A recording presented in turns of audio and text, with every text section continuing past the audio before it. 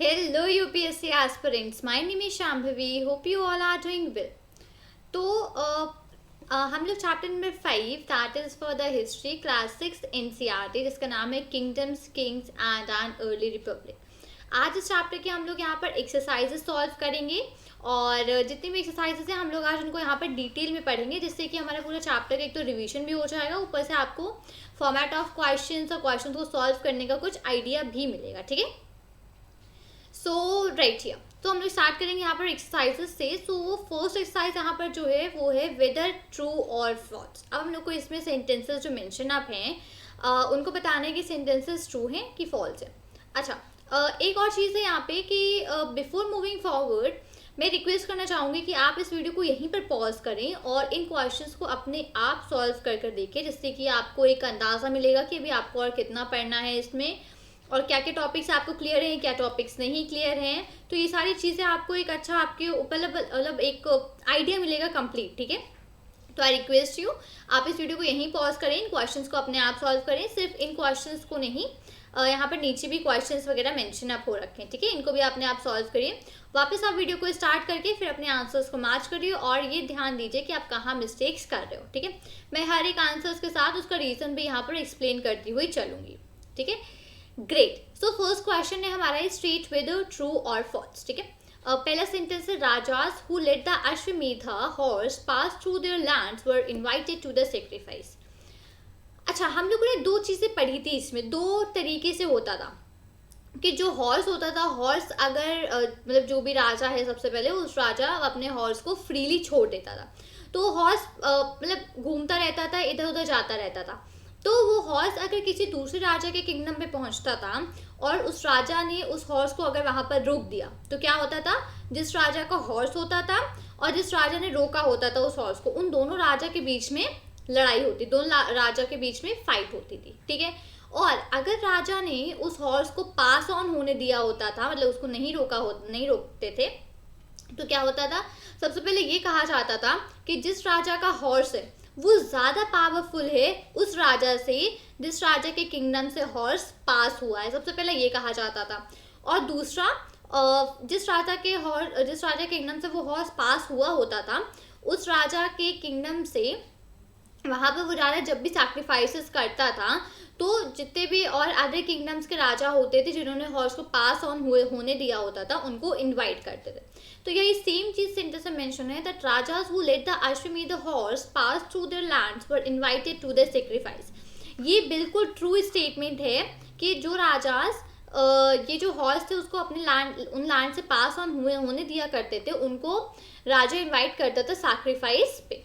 True statement. ठीक है, the charioteer sprinkled sacred water on the king. The charioteer sprinkled sacred water on the king. अब हम लोगों ने क्या पढ़ा था, चैरियोटीर कौन था? चैरियोटीर वो पर्सन था जो राजा की लड़ाइयों की कहानियाँ, राजा की प्रीस की कहानियाँ, ये सारी चीज़ें सुनाया करते थे, उनको सुनाया करते थे बहुत अच्छी तरीके में, वो होते थे चैरियोटीर्स। तो चैरियोटीर्स क्या राजा पे पानी स्प्रिंकल किया करते थे? नहीं, बिल्कुल भी ऐसा नहीं है। जो स्प्रिंकल सीक्रेट वाटर, ये जो सीक्रेट वाटर को जो स्प्रिंकल करते थे दोज वर द प्रीस्ट।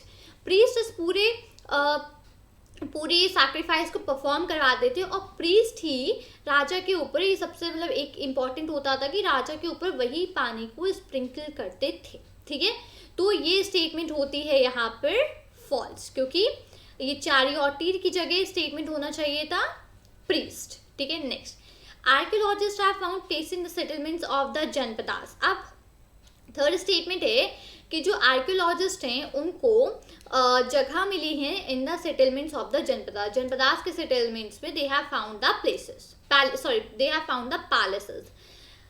अब ये स्टेटमेंट कैसी हुई?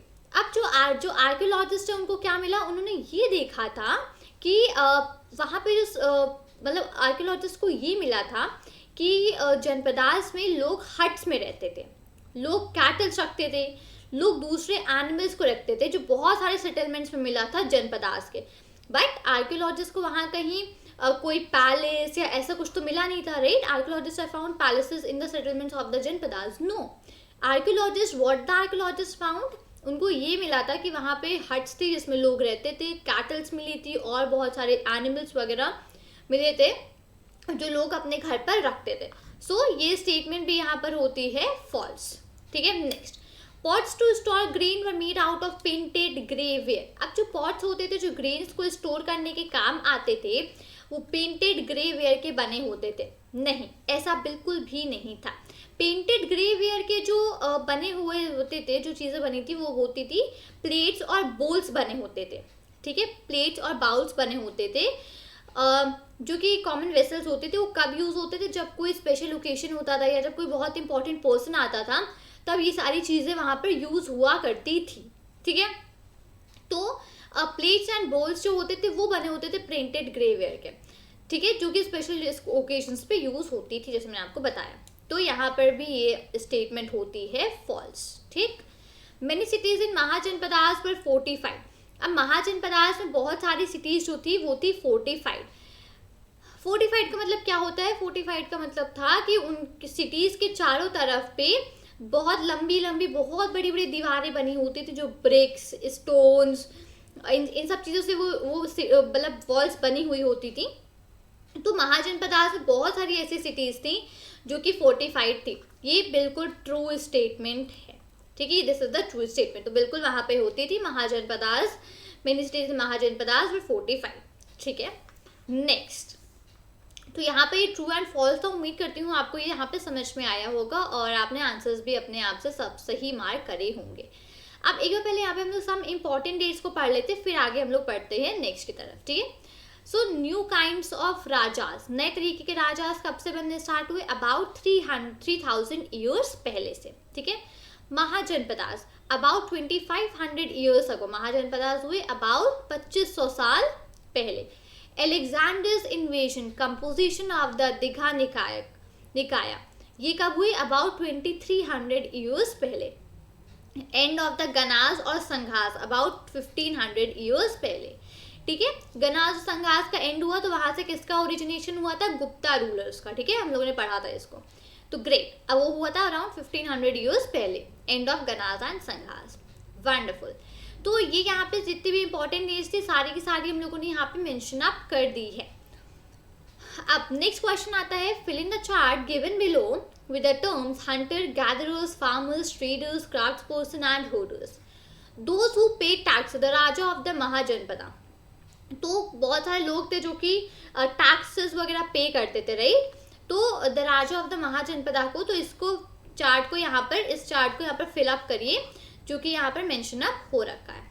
ठीक है, अब हम लोग क्या करेंगे, इस चार्ट को यहाँ पर लाइक फिलअप करना स्टार्ट करेंगे और देखेंगे कि इस चार्ट में क्या क्या चीज़ें मेंशन अप हैं। ठीक है, 1 सेकेंड, राइट। सबसे पहले हम लोग यहाँ पर ऊपर मेंशन अप करते हैं फार्मर्स को। तो फार्मर्स क्या करते थे? फार्मर्स अपना 1/6 ऑफ द प्रोड्यूस राजा को दे देते थे, तो वो होते थे फार्मर्स। तो फार्मर्स के लिए किस तरीके का टैक्स था? फार्मर्स के लिए जो टैक्स था उसमें ये था कि फार्मर्स अपना 1/6 ऑफ द प्रोड्यूस किसको देंगे? राजा को। ठीक है, नेक्स्ट था क्राफ्ट पर्सन। यहाँ पे मैं इसको मेंशन कर देती हूँ, CR crafts person. Crafts person को क्या करना होता था? वो एक दिन के लिए लेबर की तरीके काम करते थे राजा के किंगडम में। तो हर महीने एक दिन के लिए वो राजा के वहाँ घर किंगडम में काम करते थे पूरे दिन के लिए। ठीक है, नेक्स्ट हम लोग यहाँ पे पढ़ेंगे हर्डर्स। ठीक है, अब हर्डर्स क्या करते थे? मैं यहाँ पे हर्डर, वो क्या करते थे? वो एनिमल का जो प्रोड्यूस होता था, एनिमल्स के प्रोड्यूस को कंट्रीब्यूट करते थे एज अ टैक्स। वो एनिमल्स के प्रोड्यूस को देते थे as a tax for the king, for the raja. Okay, great. Next word traders. अब नेक्स्ट कौन थे? नेक्स्ट थे हमारे ट्रेडर्स। ठीक है, तो ट्रेडर्स क्या करते थे? ट्रेडर्स जो थे वो जो भी कॉमर्शियल एक्टिविटी होती थी, बाइंग और सेलिंग ऑफ द गुड्स, वो थे। तो यहाँ पर हमारा आता है ट्रेडर्स। ठीक है, नेक्स्ट अब लास्ट हमारा यहाँ पे बचता है, that is hunters and gatherers. तो मैं उसको भी मेंशन अप कर देती हूँ, हंटर्स और गैदरर्स। तो GATHERERS। ठीक है, हंटर्स और गैदरर्स क्या करते थे? ये फॉरेस्ट प्रोड्यूस जो भी होता था वो लाकर राजा को देते थे एज अ टैक्स। ठीक है। तो ये सारी चीज़ें यहाँ पर हम लोगों ने लिख दी कि कौन किस तरीके का टैक्स देता था और कौन क्या चीज़ यहाँ पर राजा को प्रोवाइड करता था। Next question, who were the groups who could not participate in the assemblies of the ganas. अब वो कौन से ग्रुप्स होते थे जो कि असेंबलीज में, गनास के असेंबली से लाइक पार्टिसिपेट नहीं कर सकते थे। वो होते थे वुमेन, सबसे पहले विमेन्स होती थी, ठीक है। तो मैं यहाँ पे लिखती जाती हूँ, नंबर 1 थी यहाँ पे वुमेन्स, ठीक है। नंबर 2 में कौन आता है? नंबर 2 में आता है दासाज, दासाज, दासीज, और आप अगर इनको बोलना चाहो तो आप you can call them as slaves as well, ठीक है। नेक्स्ट वर द अब जो लैंडलेस लेबर्स होते थे उनको क्या बोलते थे हम लोग? कम्मकाराज, राइट।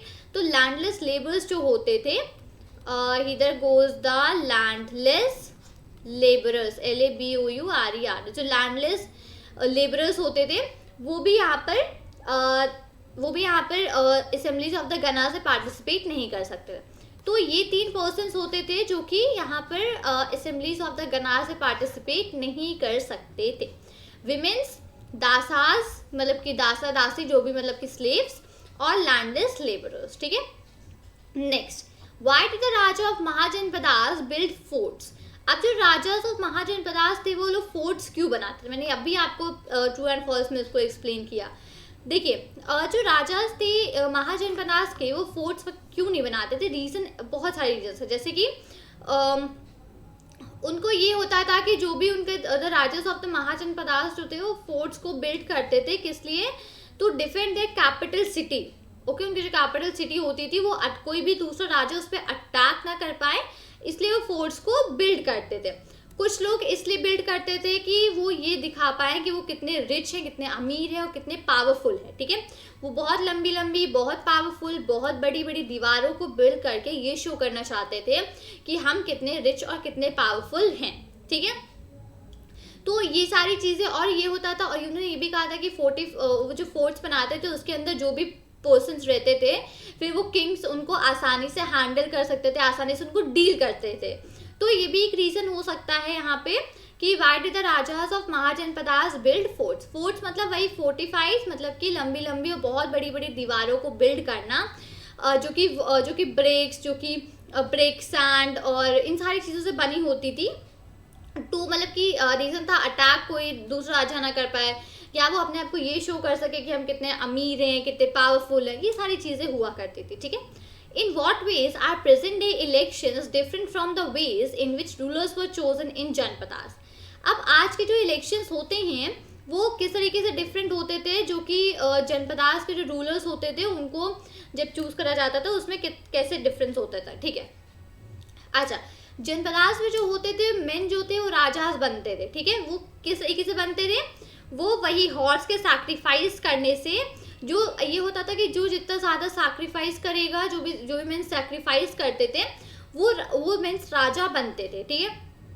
तो वो क्या करते थे, जो राजास थे वो अश्वमेध हॉर्स को लैंड से पास ऑन कर देते थे। मतलब कि ये जो राजा है वो अगर मतलब जो भी हॉर्स वहाँ से पास ऑन हो रहा है, किसी अगर राजा ने उसको रोका तो उन राजा और जिस राजा का हॉर्स है उन दोनों के बीच में फाइट होगी, और अगर किसी ने ऐसे नहीं रोका तो वो जो राजा है किंगडम का, वो ये स्वीकार करेगा कि जिस राजा का हॉर्स है वो ज़्यादा पावरफुल है उस राजा से जिस राजा के किंगडम से हॉर्स पास हुआ है, और फिर वो वहाँ पे उनको इनवाइट करते थे जहाँ पे सैक्रिफाइसेस परफॉर्म होते थे, राइट। तो इसी तरीके से होता था पहले में। अब मॉडर्न टाइम्स में क्या होता है, यहाँ पे जो लीडर्स है उनको इलेक्ट किया जाता है, एक डेमोक्रेटिक सिस्टम यूज होता है। तो यहाँ पे होता है कि जो भी पर्सन जो भी 18 ईयर्स या उससे ज़्यादा का है वो वोट कर सकता है अपने हिसाब से, और जो जिसके पास मेजॉरिटी ऑफ वोट्स होती हैं वो पब्लिक लीडर्स बन जाते हैं। तो इस तरीके के डिफरेंसेस होते थे पहले के इलेक्शन में और आज के इलेक्शन में, कि किस तरीके से पहले के जनपदास चूज होते थे, और राइट नाउ प्रेजेंट डे के इलेक्शंस में लोग मतलब कैसे चूज करा जाता है लोगों को, किस तरीके से उनको यहाँ पे लिया जाता है, और किस तरीके से राजास यहाँ पर बनाए जाते हैं, राइट। तो उम्मीद करती हूँ कि आपको ये एक्सरसाइजेज यहाँ पर बहुत अच्छे समझ में आई होंगी, और आपने मेरे साथ यहाँ पे इन एक्सरसाइजेज को सॉल्व भी किया होगा, जो कि chapter number 5 kingdoms, Kings and an early Republic की है। तो यहाँ पे कंप्लीट चैप्टर फिनिश अप होता है। चैप्टर अगर आपने अच्छे से मेरे साथ पढ़ा होगा और अगर आप इसको पढ़ना चाहते हो तो प्लेलिस्ट का लिंक डिस्क्रिप्शन मेंशन आउट है, आप उसमें जाके इस चैप्टर को ओपन करके इसको पढ़ सकते हो। मैंने बहुत डिटेल में कवर अप किया, इवन इसकी समरी भी प्रेजेंट है, तो अगर आप चाहो तो आप उसको भी देख सकते हो। अगर आपको वीडियो अच्छा लगा हो तो वीडियो को लाइक करें, वीडियो पे कमेंट करें, अगर आपके कोई भी डाउट्स हो तो वीडियो पे कमेंट करें और इसको अपने फ्रेंड्स के साथ जरूर शेयर करिएगा। तो और चैनल को सब्सक्राइब करना तो बिल्कुल भूलिएगा ही नहीं। मिलती हूँ आपसे नए वीडियो के साथ। Till then thank you and take care. Jai Hind.